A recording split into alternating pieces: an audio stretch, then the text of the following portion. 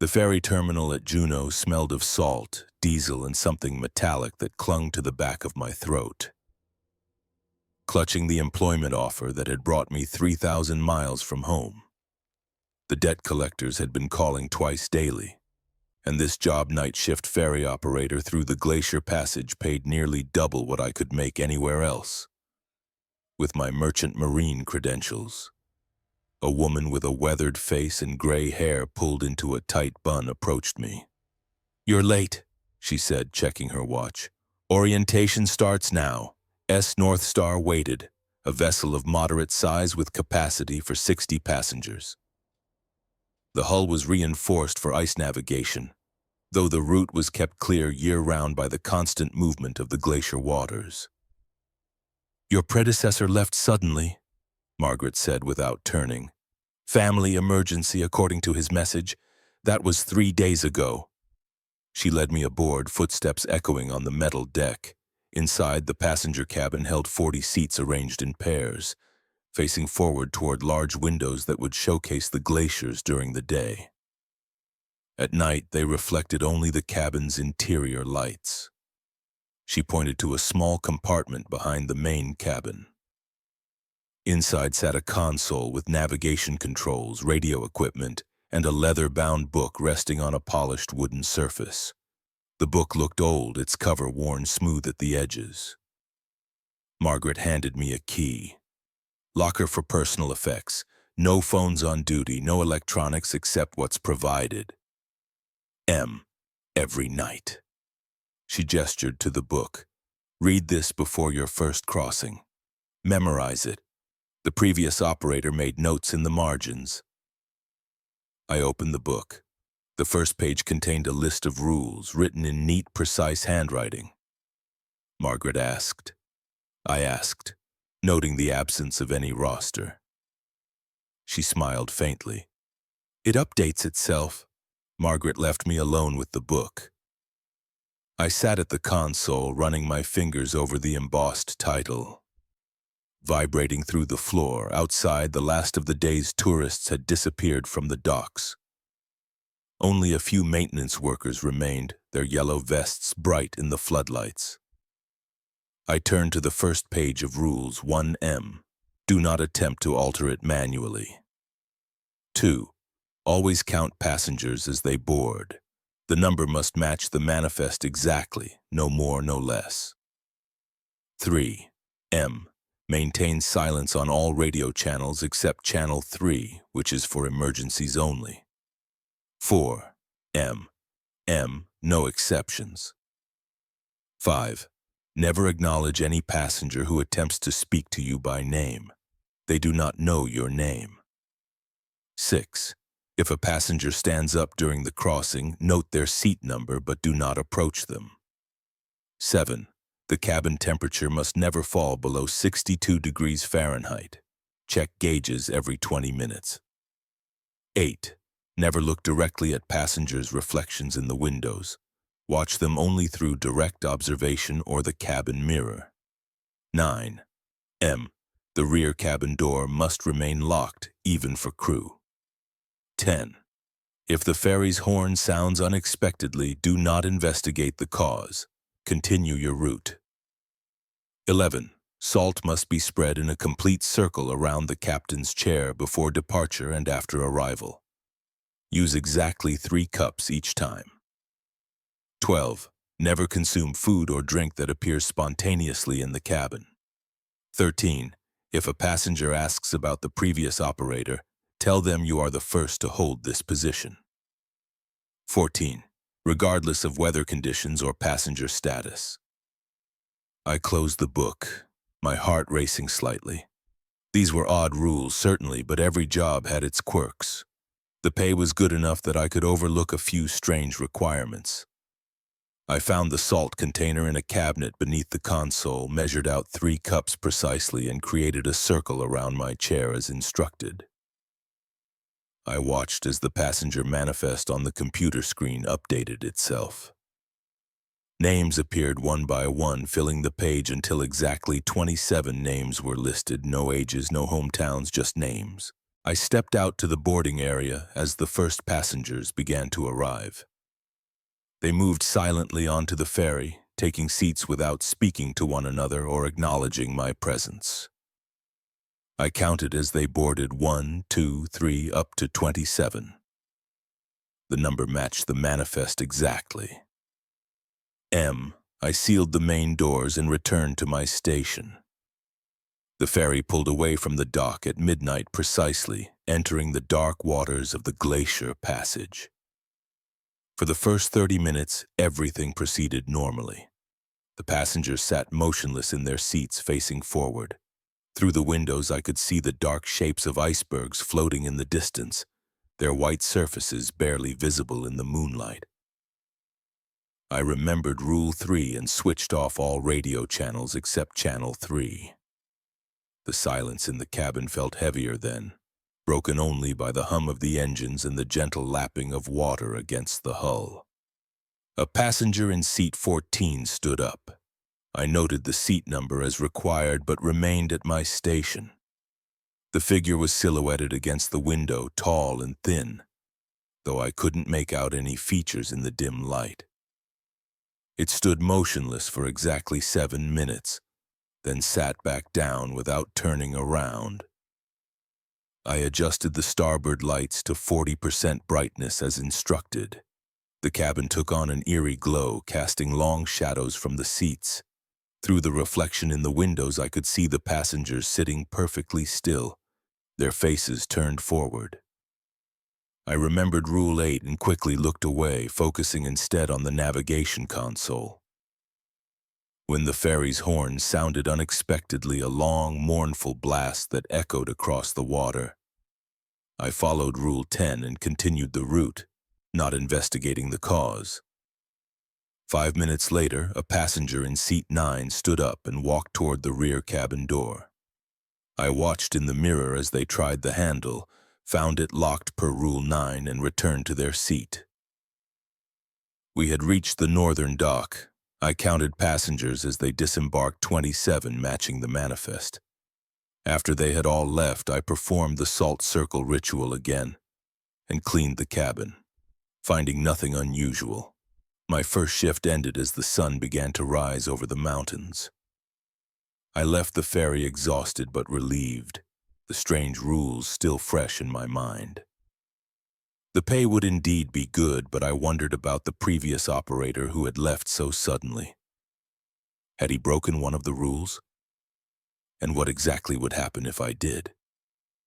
The second night began much like the first, M. This time there were 32 names. The passengers boarded in silence, taking their seats as before.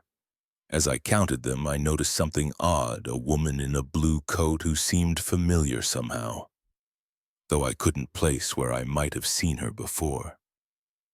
She sat in seat 18 near the middle of the cabin. When the woman in seat 18 stood up, I noted her seat number as required, but she didn't remain standing like the passenger the previous night. Instead, she turned and walked toward my station. "Excuse me," she said, her voice soft. "I remembered Rule 5, never acknowledge any passenger who attempts to speak to you by name." She hadn't used my name, but still the rule felt relevant. "I don't think so," I replied, keeping my eyes on the console. She asked, moving closer. "Both," I said, my heart beginning to race. "That explains it," she said. "My name is Sarah." I froze. She was asking my name directly, which violated the spirit of Rule 5, if not the letter. I didn't know how to respond without acknowledging her question. "I'm sorry," I said finally. "Of course," she said, though she didn't move away. "It's just, you look so much like my brother. He disappeared up here last year." My blood ran cold. The previous operator had left suddenly, according to Margaret. Could he have been this woman's brother? "I'm sorry to hear that," I said, still not looking at her directly. "I know," she said softly. "He had a scar on his left cheek. You don't." She stood there for another moment before returning to her seat. I watched her in the mirror, noting how she sat perfectly still just like the other passengers. Had I imagined the conversation? Or had she been testing me somehow? I adjusted the starboard lights as required. The cabin took on that same eerie glow, and I caught myself looking at the passengers' reflections in the windows, before remembering Rule 8 and turning away. The ferry horn sounded again. This time, 3 passengers stood up simultaneously, seats 9, 14, and 18. The woman in the blue coat walked toward the rear cabin door again, found it locked, and returned to her seat. The other 2 passengers remained standing for exactly 7 minutes each before sitting down. I was on edge. As the passengers disembarked, I counted them carefully, 32, matching the manifest. The woman in the blue coat was among the last to leave, turning to look at me before stepping onto the dock. In the dim light, I thought I saw something strange about her reflection in the window, but I couldn't be sure what it was. After cleaning the cabin, I found a small object on the floor near seat 18, a silver locket. I picked it up, noting that it was cold to the touch despite the warmth of the cabin. Against my better judgment, I slipped it into my pocket rather than leaving it in the lost and found box. On the 3rd night, the manifest listed only 21 names. The passengers boarded as before, taking their seats in silence. As I counted them, I noticed that the woman in the blue coat was not among them. Something unusual happened. Instead of one passenger standing up, all 21 stood up simultaneously. They remained standing for exactly 7 minutes, then sat down together as if choreographed. I adjusted the starboard lights, this time as I looked away from the windows to avoid seeing the reflections. I noticed something in the cabin mirror, a passenger who appeared to be sitting backward, facing the rear of the cabin rather than the front. I blinked and looked again, but the image was gone. All passengers faced forward as they should. The ferry horn sounded again. This time, no passengers stood up. Instead, the cabin lights flickered and dimmed to nearly darkness before returning to normal. I checked the temperature gauge. It had dropped to 58 degrees, below the minimum required by Rule 7. I quickly adjusted the heating system, bringing the temperature back to 64 degrees. As we approached the northern dock, I felt a sense of relief. The journey had been unsettling, but it was almost over.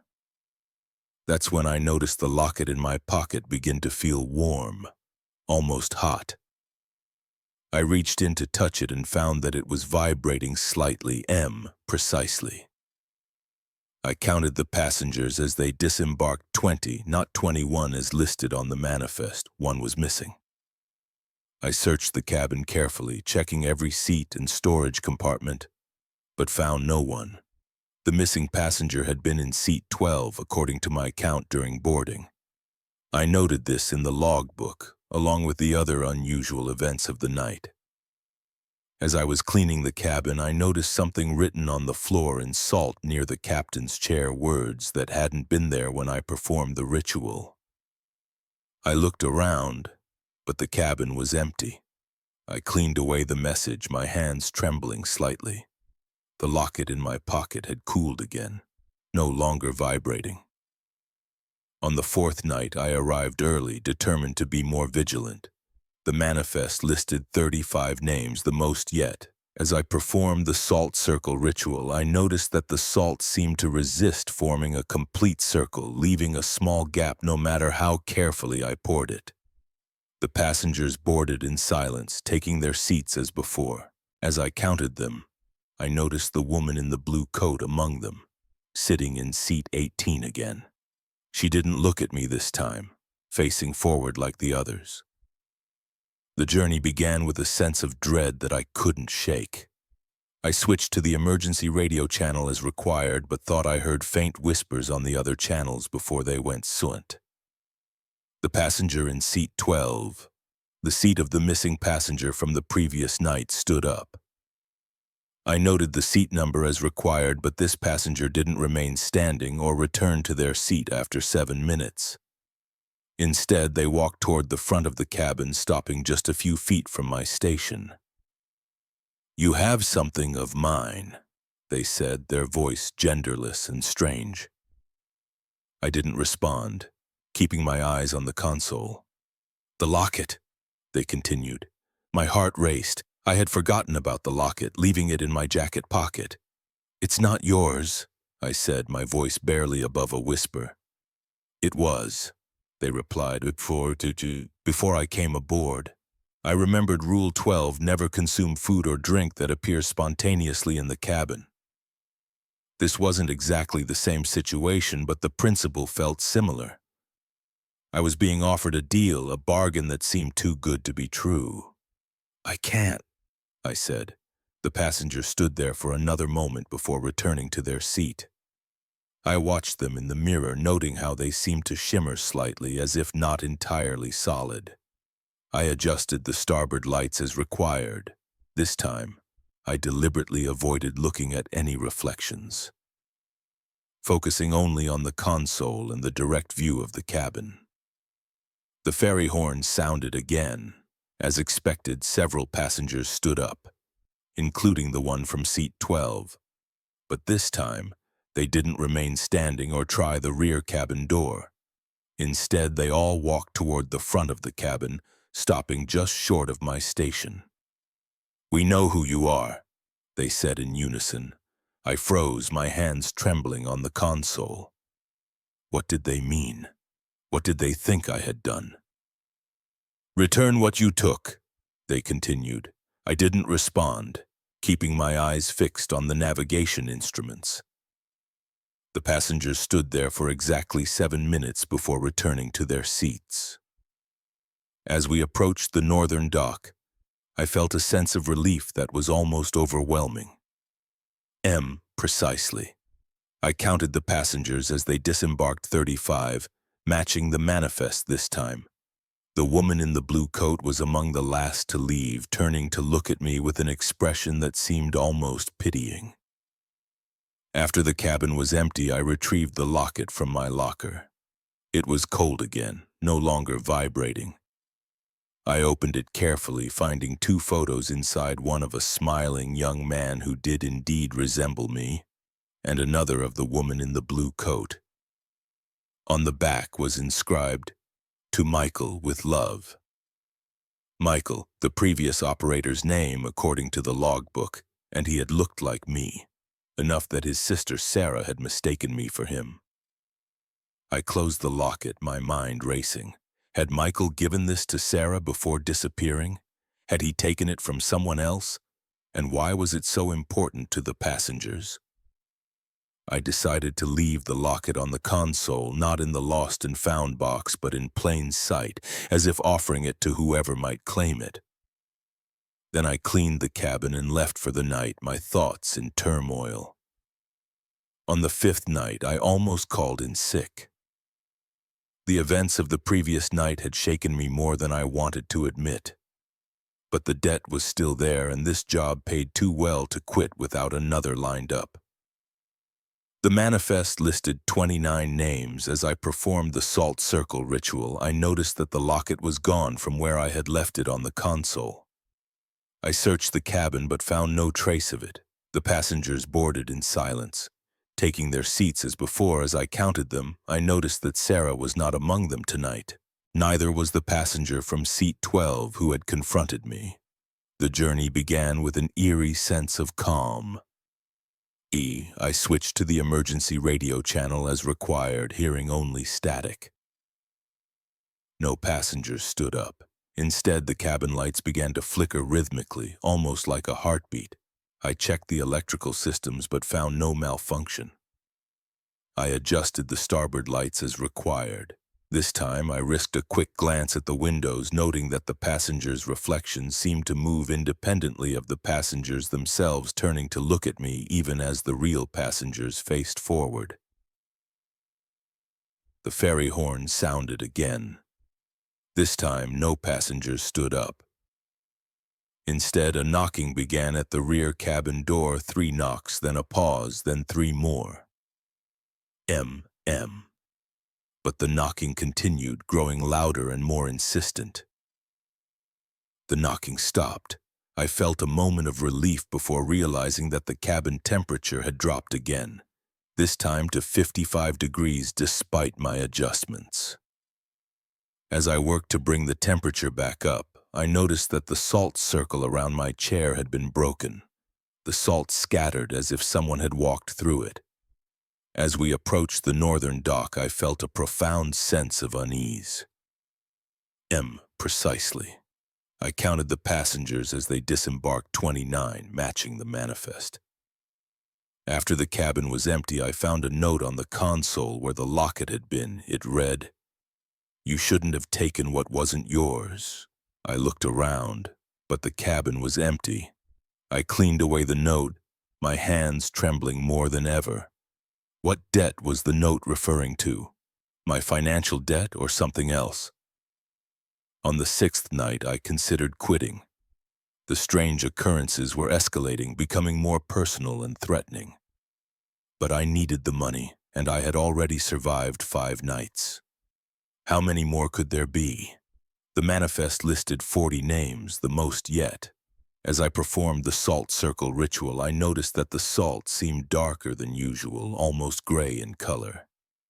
The passengers boarded in silence, taking their seats as before. As I counted them, I noticed Sarah among them again, sitting in seat 18. She didn't look at me this time, facing forward like the others. The journey began with a sense of resignation. Whatever was happening on this ferry, I would endure it for the sake of my financial freedom. I switched to the emergency radio channel as required. This time, I heard a faint voice on the channel, someone calling my name, though not the name I used on the ferry. My real name, the name only my family and closest friends knew. "Michael," the voice whispered. I switched off the radio completely, though this violated the rules. The voice had sounded like my mother, who had died 3 years ago. Sarah stood up. I noted her seat number as required, but she didn't remain standing or return to her seat after 7 minutes. Instead, she walked toward my station. "He's not coming back, you know," she said, her voice soft. "My brother, Michael." I didn't respond, keeping my eyes on the console. "He broke the rules," she continued. "He tried to leave with something that wasn't his." My blood ran cold. Michael wasn't missing. He was one of the passengers, appearing on the ferry night after night. "I'm not Michael," I said, my voice barely above a whisper. "I know," she replied, "but you look like him, and you have his locket." "The locket is gone," I said. She asked, raising an eyebrow. I reached into my pocket instinctively, finding the locket there, cold against my fingers. I had forgotten to remove it before my shift. "You need to return it," she said, "to the water." I adjusted the starboard lights as required. This time I avoided all reflections, focusing only on the console and the direct view of the cabin. The ferry horn sounded again. As expected, several passengers stood up, including Sarah. But this time they didn't remain standing or try the doors. Instead, they all walked toward the front of the cabin, stopping just short of my station. "Return what you took," they said in unison. I didn't respond, keeping my eyes fixed on the navigation instruments. The passengers stood there for exactly 7 minutes before returning to their seats. As we approached the northern dock, I made a decision. I couldn't continue this job, but I couldn't quit without resolving whatever was happening on this ferry. I would follow Sarah's advice and return the locket to the water. Precisely. I counted the passengers as they disembarked, 40, matching the manifest. Sarah was among the last to leave, turning to look at me with an expression that seemed almost hopeful. After the cabin was empty, I took the locket from my pocket and walked to the rear of the ferry. The water below was dark and deep, reflecting the faint lights of the dock. I opened the locket one last time, looking at the photos of Michael and Sarah, then dropped it into the water. It disappeared without a sound. On the seventh night, I arrived with a sense of anticipation. This would be my last shift. I had already submitted my resignation to Margaret, effective immediately after this journey. The manifest listed 25 names. As I performed the salt circle ritual, I noticed that the salt was pure white again, forming a perfect circle around my chair. The passengers boarded in silence, taking their seats as before. As I counted them, I noticed that neither Sarah nor any of the passengers who had confronted me previously were among them. The journey began with a sense of relief. Whatever had been happening on this ferry seemed to have resolved with the return of the locket. I switched to the emergency radio channel as required, hearing only static. No passengers stood up. The cabin remained calm and quiet. I adjusted the starboard lights as required. The cabin took on its usual eerie glow, but nothing unusual happened. The ferry horn didn't sound. The temperature remained stable, the doors stayed locked, and the salt circle around my chair remained intact. As we approached the northern dock, I felt a sense of closure. Precisely. I counted the passengers as they disembarked, 25, matching the manifest. After the cabin was empty, I found a note on the console where the locket had been. It read, "Thank you." I looked around, but the cabin was empty. I cleaned away the note, my hands steady for the first time in a week. Whatever debt the note referred to, it seemed to be settled. As I left the ferry for the last time, I noticed Margaret waiting on the dock. She asked, though she already knew the answer. "Yes," I said. She nodded as if this was expected.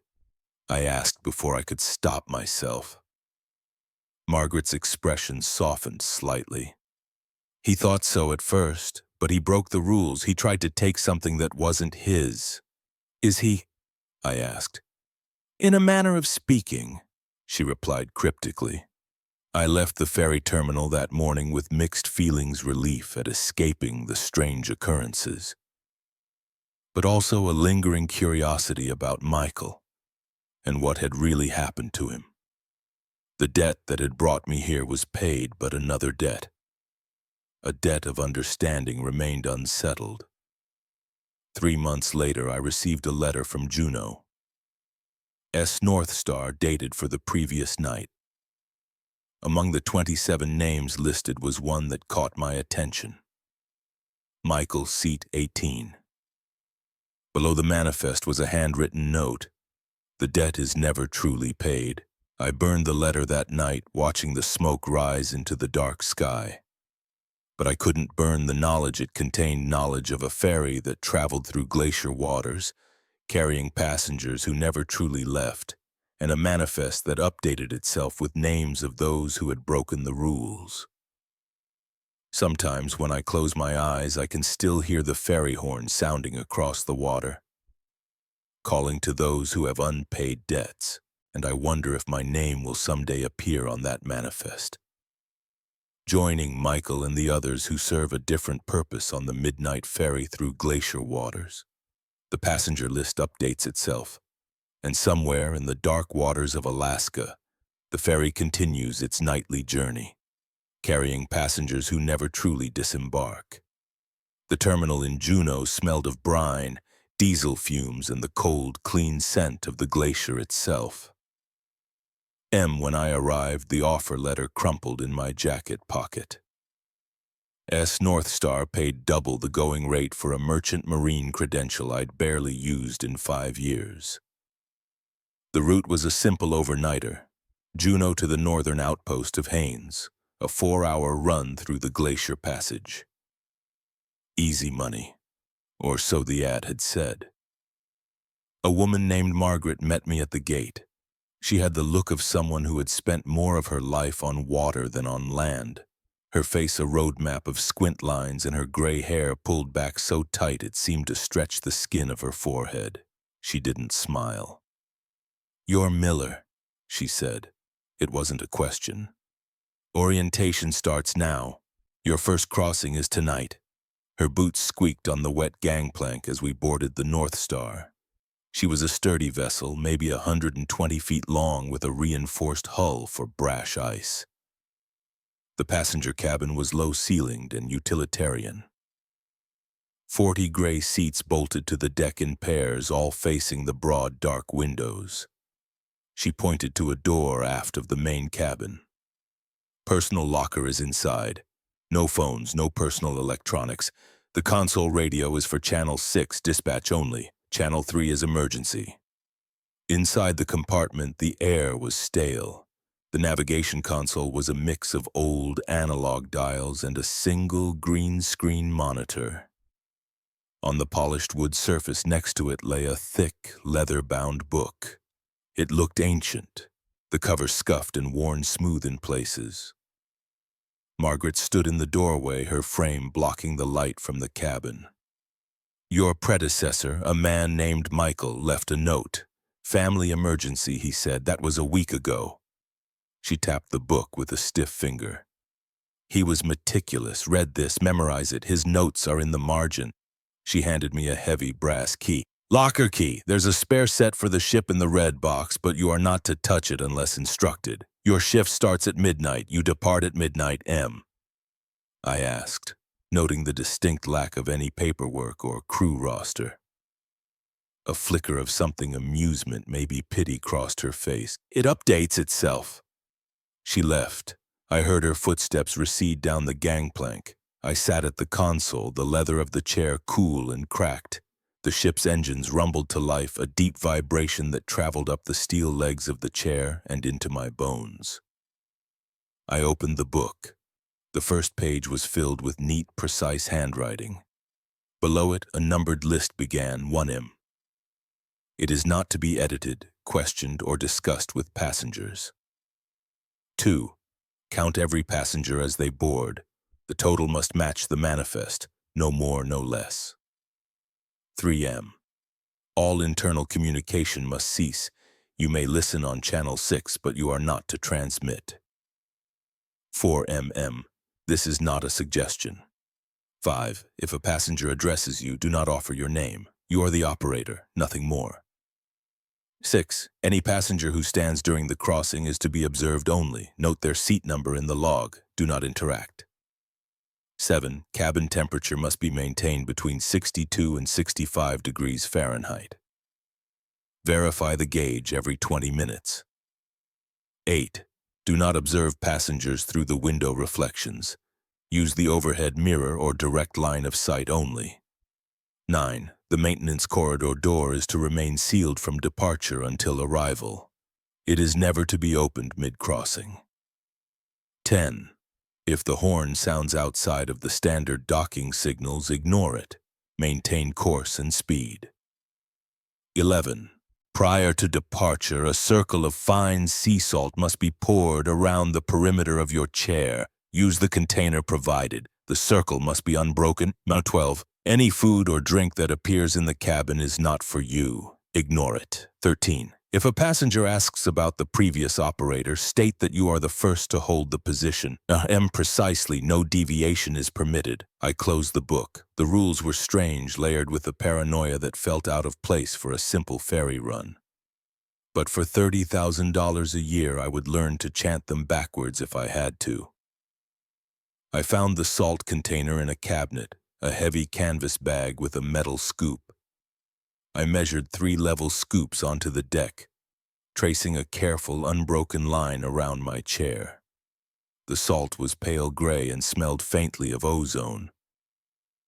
The green screen of the monitor flickered to life. A single column of names appeared, typing themselves out one by one.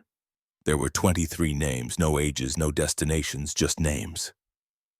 I watched until the list was complete, then went to the main cabin door to begin boarding. They came out of the mist one by one, their footsteps silent on the metal deck. They moved with an odd deliberation, taking seats without speaking or glancing at one another. I counted them as they passed me. 1. A man in a dark coat. 5.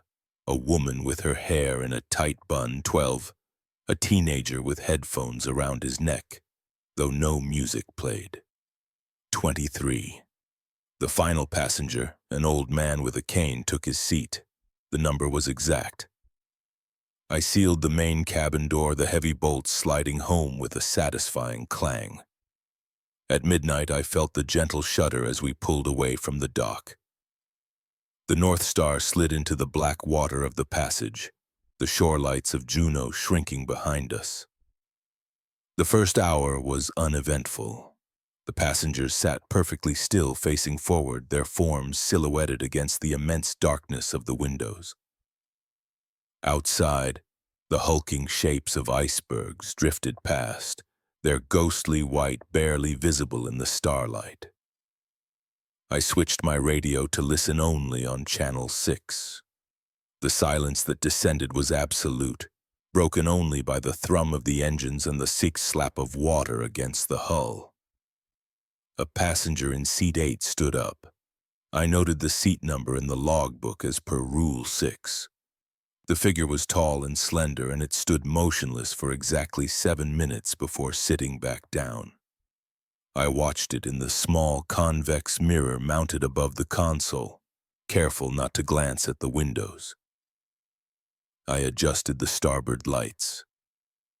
The cabin fell into a strange, dim twilight, casting long, distorted shadows from the empty seats. I kept my eyes fixed on the gauges, resisting the urge to look at the passengers directly. The temperature held steady at 64 degrees. The ferry's horn sounded, a single long blast that was not part of any docking procedure I knew. I followed Rule 10, keeping my hands on the wheel and my eyes forward. 5 minutes later, the passenger in seat 21, a woman in a red scarf, stood and walked to the maintenance corridor door. She tried the handle, found it locked as per Rule 9, and returned to her seat without a sound. M. I counted the passengers as they disembarked. 23. The number was correct. After the cabin was empty, I cleaned up, finding nothing out of place. Then I performed the salt circle ritual again, the gray grains crunching under my shoes. I left the ferry as the sun began to rise, pale and weak over the mountains. I was tired, but the money was real. That was enough. The second night, the manifest listed 31 names.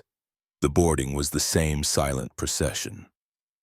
As I counted, I noticed a woman in a blue coat who looked vaguely familiar, though I was sure I'd never seen her before. She sat in seat 18. The crossing proceeded according to the strange rhythm I was beginning to learn.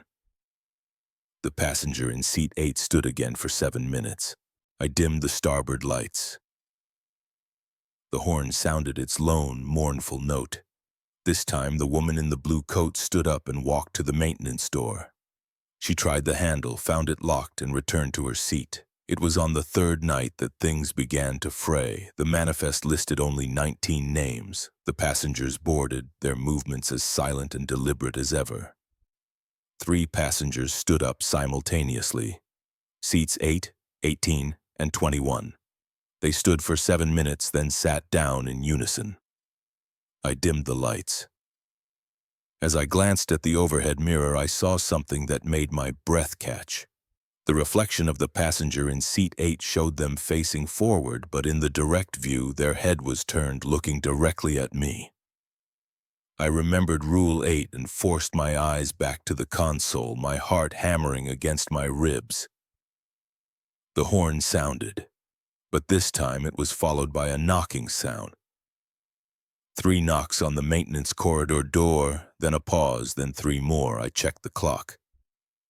M.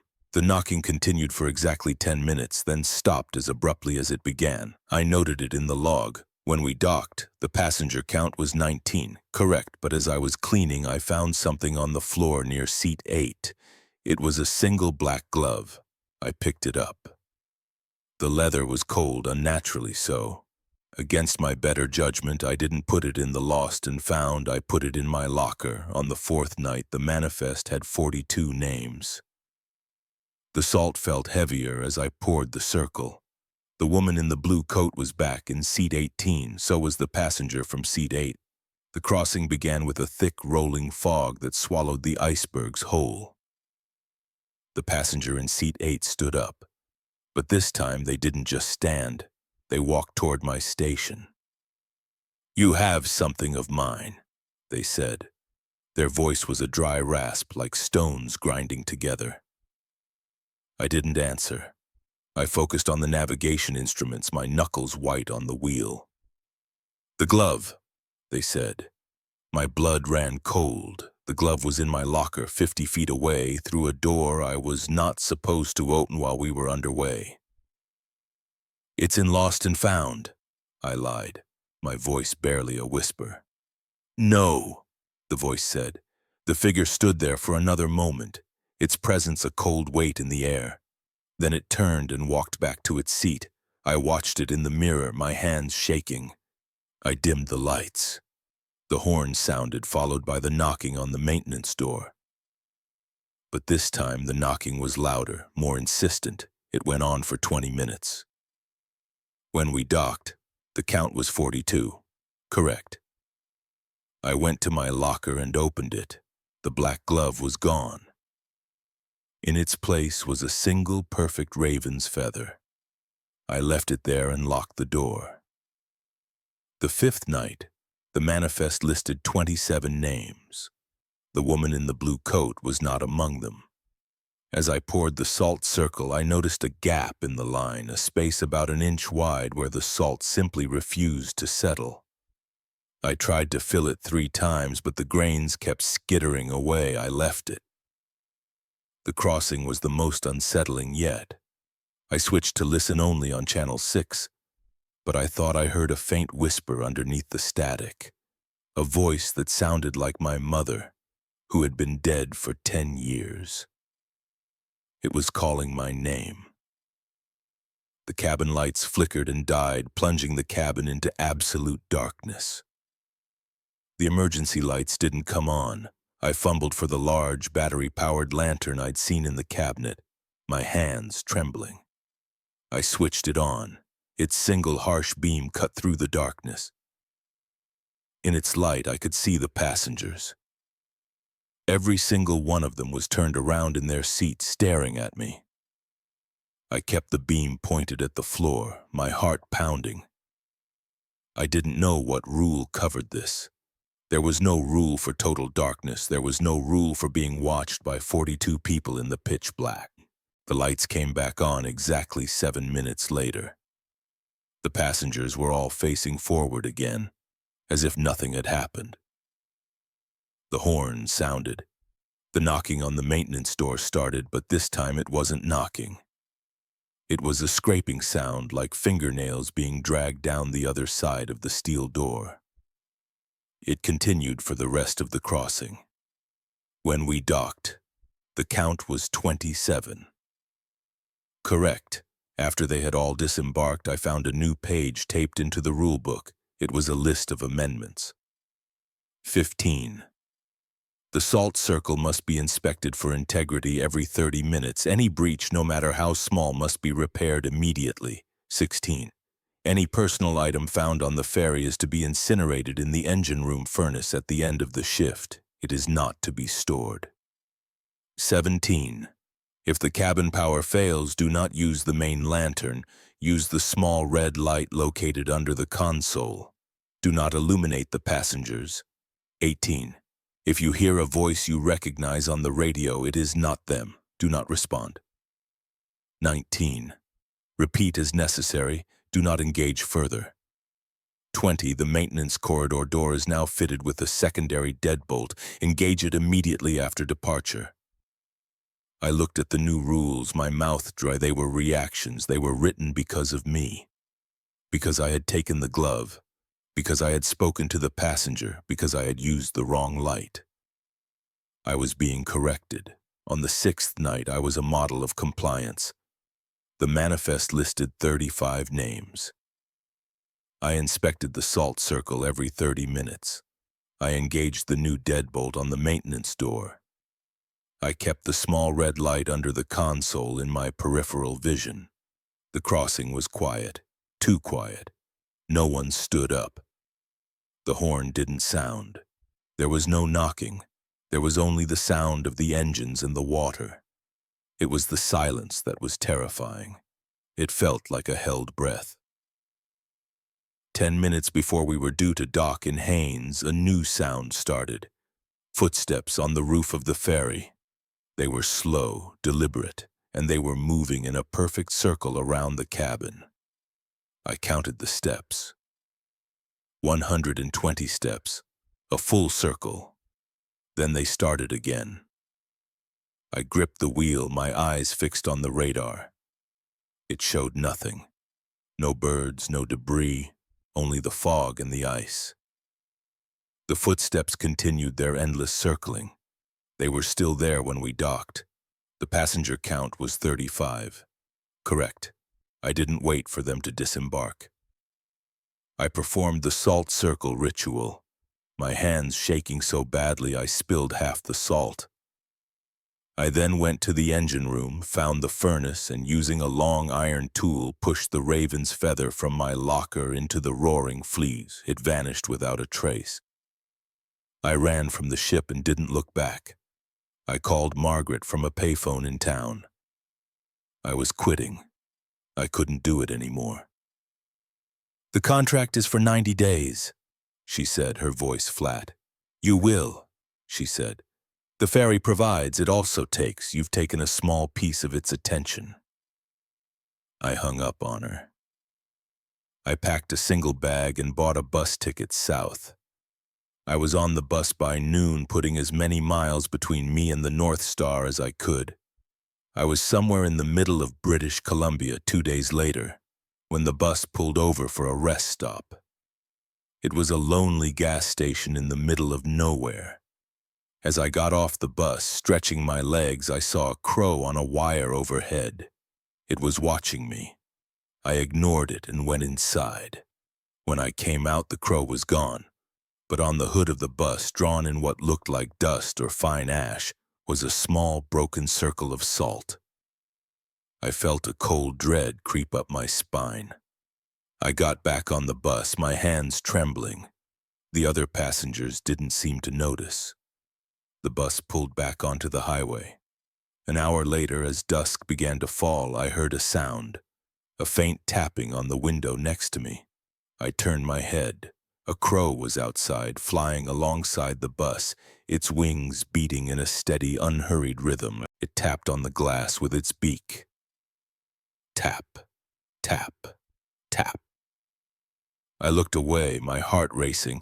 I remembered Rule 8, do not observe through reflections. I looked down at the dark window of the bus's folding door. In it, I could see the reflection of the seat next to me. It was empty. But when I looked at the seat itself, a man was sitting there.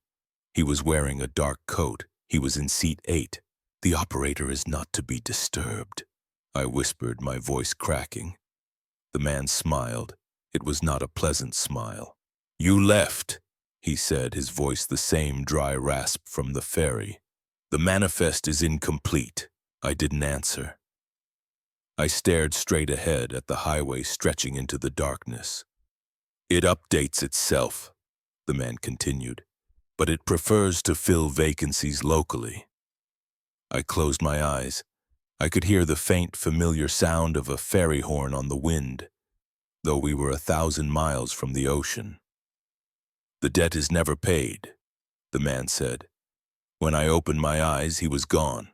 The seat was empty, but on the floor where his feet had been was a single black glove. I didn't pick it up. I just stared at it as the bus drove on into the long, dark night. The tapping on the window started again, and this time I knew it wouldn't stop until I took my place, until the passenger list was whole again.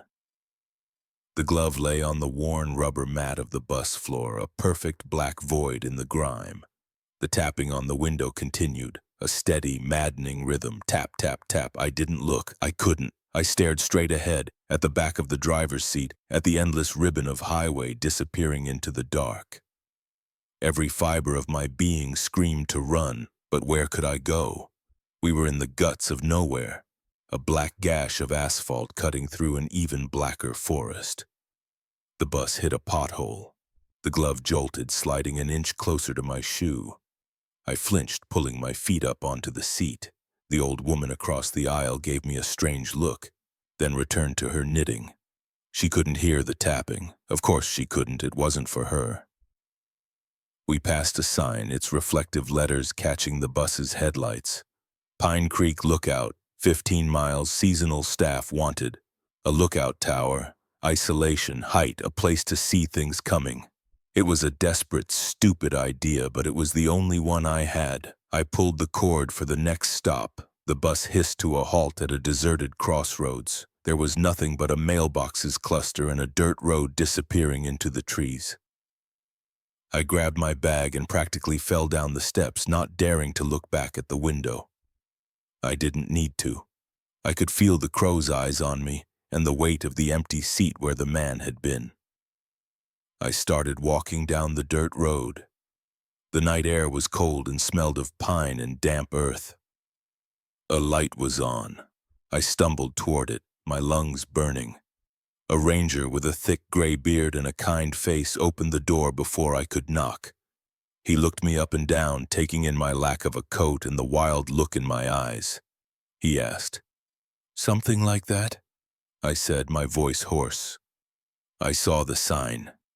He nodded slowly. "Hiring on the spot, are we? It's a lonely gig." "I'm okay with lonely," I said, and I was. Loneliness was a fortress. Loneliness had rules. He led me inside. The station was warm and smelled of coffee and old paper. He poured me a mug and slid it across the counter. "Name's Frank.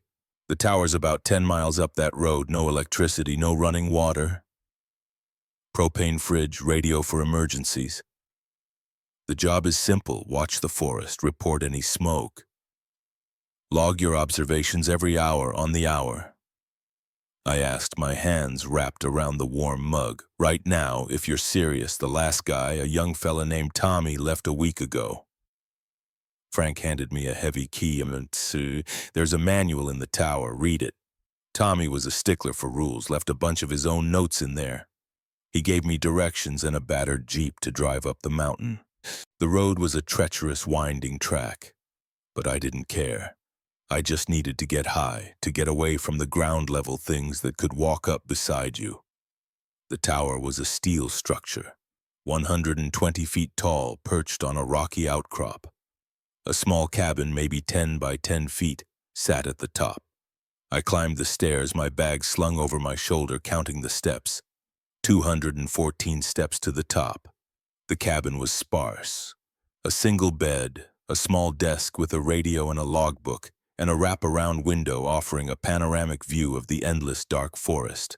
On the desk, next to the logbook, was a 3-ring binder. I opened it. The first page contained a list of rules typed on an old typewriter. The handwriting in the margins was neat and precise, just like the Ferry book. 1. The official observation log is to be updated at the top of every hour. Note weather conditions, visibility, and any significant fauna sightings. Be precise. 2. The primary radio is for communication with Ranger Station on Channel 2. The emergency radio is Channel 5. Use only for immediate fire threats. 3. Between sunset and sunrise, the exterior shutters must be closed. Only the main viewing slit, 30 inches wide, is to remain open. 4. No artificial light is to be used after sunset except for the red-filtered lamp at the desk. This preserves night vision. 5. If you see lights in the forest that are not from a vehicle or known dwelling, note their position and movement in the log. Do not attempt to signal them. 6. The perimeter of the tower grounds is marked by a circle of stones. Do not cross this perimeter after dark. 7. All food must be stored in the sealed metal containers. Rodents are a persistent problem. 8. If you hear footsteps on the stairs, verify the source. It is most likely wind or an animal. Do not descend to investigate unless a direct threat is observed. 9. The cabin door is to be locked from the inside at all times after sunset. 10. If a voice calls your name from outside the cabin, do not respond. It is an acoustic trick of the canyon. 11. You are to walk a full circuit of the cabin interior. Count your steps. The number must always be the same. 12. Do not burn anything other than the provided fuel in the stove. The scent of foreign material can attract wildlife. 13. If you find an object that does not belong to you, leave it where it is. Note it in the log. It will be collected at the end of the season. 14. Your relief will arrive on the 1st of September. Do not abandon your post before then. I looked at the rules, a cold dread settling in my stomach. They were different, but the logic was the same. Procedural paranoia. A defense against something unnamed. The handwriting in the margins, Tommy's handwriting, added clarifications. On Rule 3, the slit is your only safe window. On Rule 5, they move like will-o'-the-wisps. Don't follow them. On Rule 10, it sounds like your mother or your wife. It's not them. On Rule 11, my count is 32 steps. Yours should be the same. I locked the door. The sun was setting, painting the clouds in shades of orange and purple. I went around the cabin, closing the heavy wooden shutters, leaving only the 30-inch viewing slit open. The forest below was already a sea of shadows. I made my first log entry. Weather clear, visibility excellent, fauna none. The silence was immense, a physical pressure on my eardrums. I switched on the red lamp. The cabin was bathed in a faint, bloody glow. I checked in with Frank on the radio and, "Copy that, Pine Creek. See you in the morning." His voice crackled back. I was jolted awake by a sound, a tapping. Not on the window this time, but on the metal exterior of the cabin. Tap, tap, tap.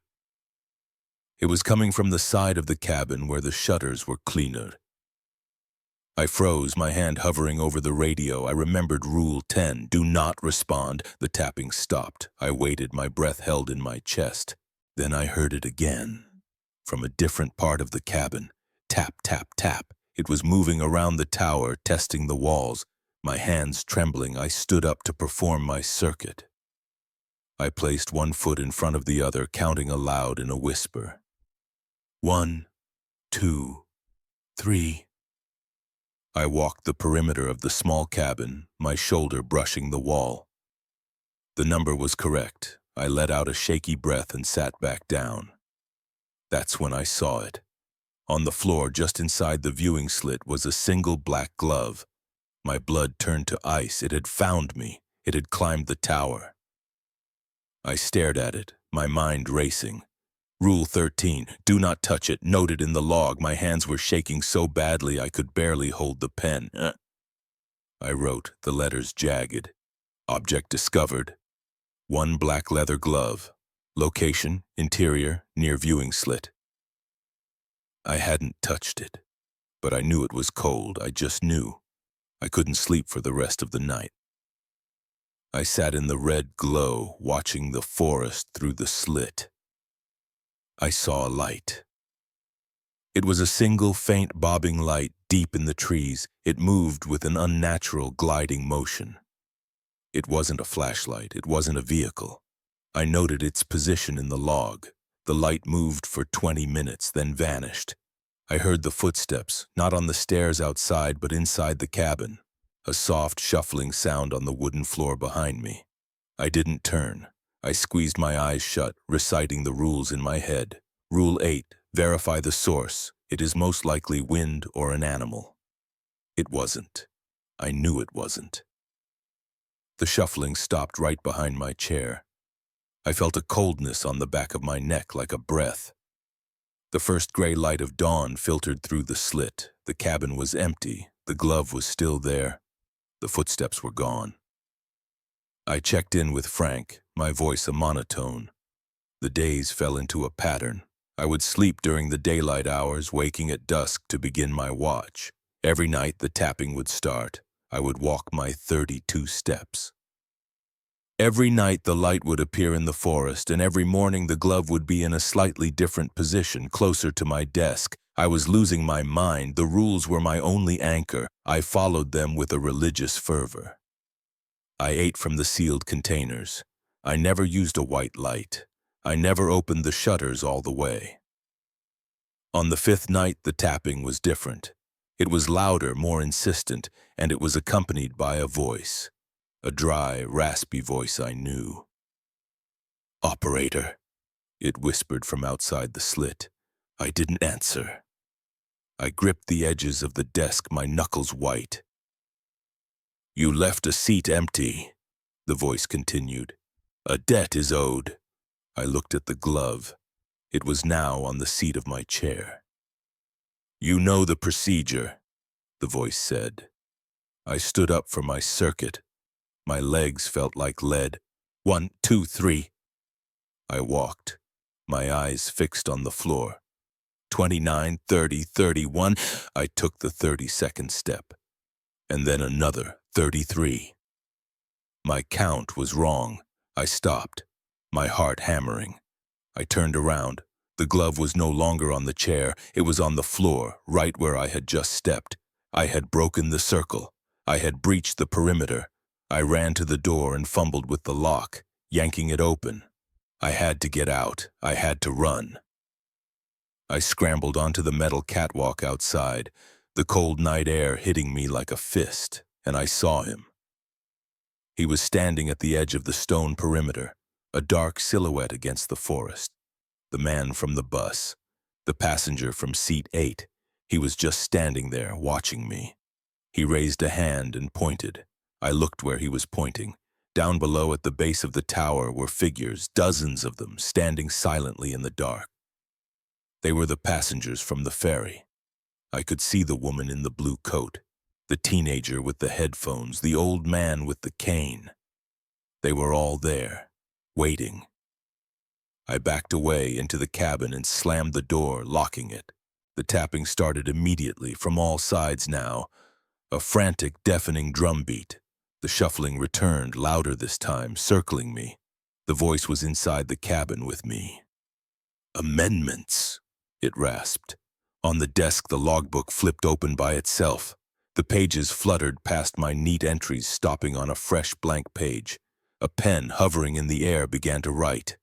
The handwriting was neat, precise, and horribly familiar. It was Michael's handwriting. 15. The perimeter is now compromised. The cabin is the only safe zone. 16. The count is now 30 steps, no more, no less. 17.